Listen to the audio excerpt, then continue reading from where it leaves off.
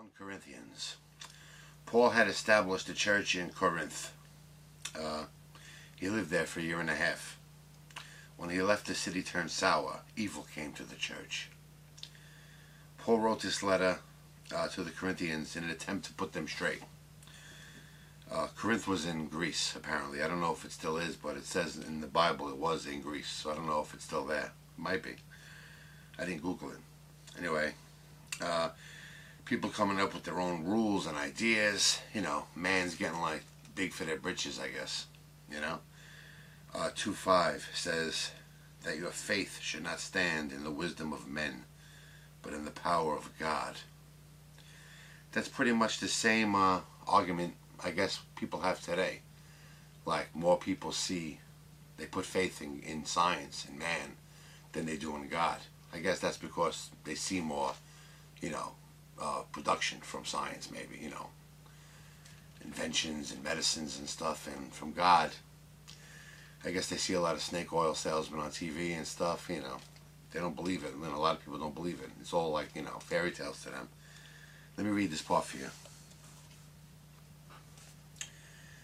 But now I have written unto you, not to keep company, if any man that is called a brother be a fornicator, or covetous, or an idolater, or a railer, or a drunkard, or an extortioner, with such an one do not eat.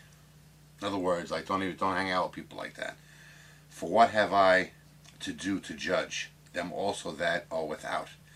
Do not ye judge them that are within? But them that are without God judgeth. Therefore put away from among yourselves that wicked person. It's like, don't associate with those wicked people. But I guess God walked among, Jesus walked among the wicked people, apparently.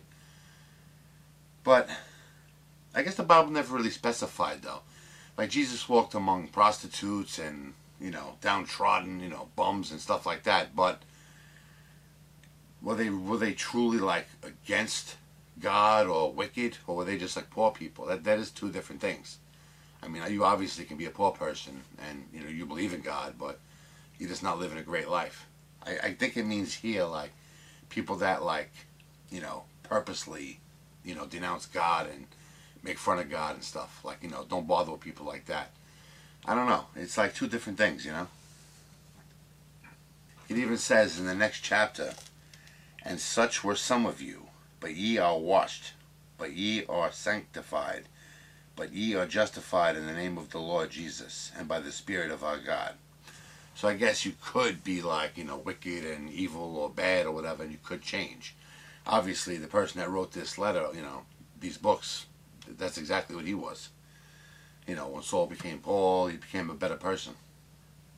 It speaks of many, familiar themes. Don't worship any other idols, gods before him, before the one true God. 11 explains the bread and wine being the body and blood of Christ. Yeah, it goes on to describe Jesus' sacrifice and death, and that he did return to life. And in fact, many people saw him. Not just the apostles, but it speaks of 500 people saw Jesus, the resurrection. Let me read this. This is an interesting self-description that Paul made of himself. He made this statement, I guess, because, remember, he was chosen by God directly to become an apostle and do good things. Not like the others. Okay? And look at this one says. This is 15:9. For I am the least of the apostles, that am not meet to be called an apostle, because I persecuted the church of God. But by the grace of God I am what I am. And his grace, which was bestowed upon me, was not in vain, but I labored more abundantly than they all. Like, God chose him to be an apostle, and it wasn't a waste of time. God wasn't wasting his time. Not only that, he proved it, and he did, like, great things. Even more than the other apostles, you can say. He did, like, a lot, Yeah, and 2 Corinthians touches on those themes too. People said bad things about Paul. They questioned, like, why didn't he come to Corinth? Like, why wasn't he coming? He explains later he was busy doing something. They questioned whether he was a true apostle, but he was special. Like again, that God chose him to be an apostle.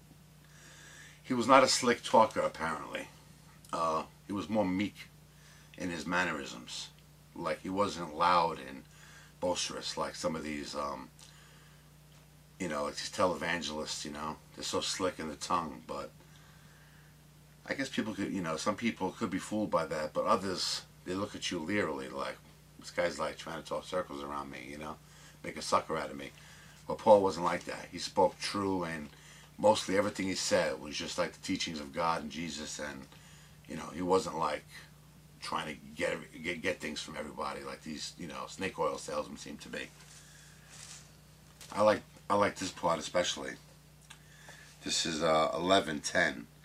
As the truth of Christ is in me, no man shall stop me of this boasting in the regions of Achaia. Wherefore, because I love you not, God knoweth. But what I do, that I will do, that I may cut off occasion from them which desire occasion, that wherein they glory, they may be found even as we. For such are false apostles, deceitful workers, transforming themselves into the apostles of Christ. And no marvel, for Satan himself is transformed into an angel of light. I like that line the best. Like, Satan himself could be transformed, into an angel of light. And I'll say it again, I said it in other videos, I think more people have problems with the representation of the church, than they really do any beef with, like, God. Well, they can't believe in a God. That's like something that they, atheists, they'll put it out of their minds. How could I be mad at something I don't even know? But they do see these phony televangelists and these, sinister ministers and pedophile priests and stuff, so they put their anger towards what they can see, and that's a direct reflection of the church, But that's another thing too, like, you can't be that narrow-minded, only because pedophilia is something that, it's a human condition. It exists in every single walk of life. There's pedophile cops, there's pedophile firemen, nurses, doctors, judges. Maybe even one of our presidents was a pedophile. I mean, it's in all walks of life. But I guess the thing people got really pissed about was that big cover-up, Like every other, position, job or whatever. If you're, accused of something like that, especially teachers and stuff, they hang you, man. They'll, put your name in the paper.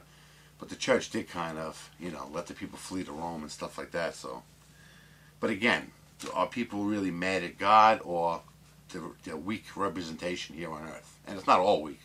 I'm just pointing out, the bad parts. But there's a lot of good, of course. Chapter 12 was real cool, man. It was almost like an episode of Law and Order, but in, biblical days. It's almost like he's on trial, defending himself. He didn't seem to want to, boast about himself, but he had to. And he was, making the case for himself. And interestingly enough, that he was doing good and, why are you coming down on me? What am I doing that's so wrong, in all honesty? You know what I'm saying? But in 13, he turns it around. And he tells the people to turn their sights on themselves. Not in those words, that's my words. But in other words, examine yourself. You're throwing stones at me, you. But just examine yourself in your own heart. You know what I mean? And see what you come up with. These were pretty good. He did a lot, apparently. There's more works of his coming up, so, books of his. I'm looking forward to that. I'll see you next time.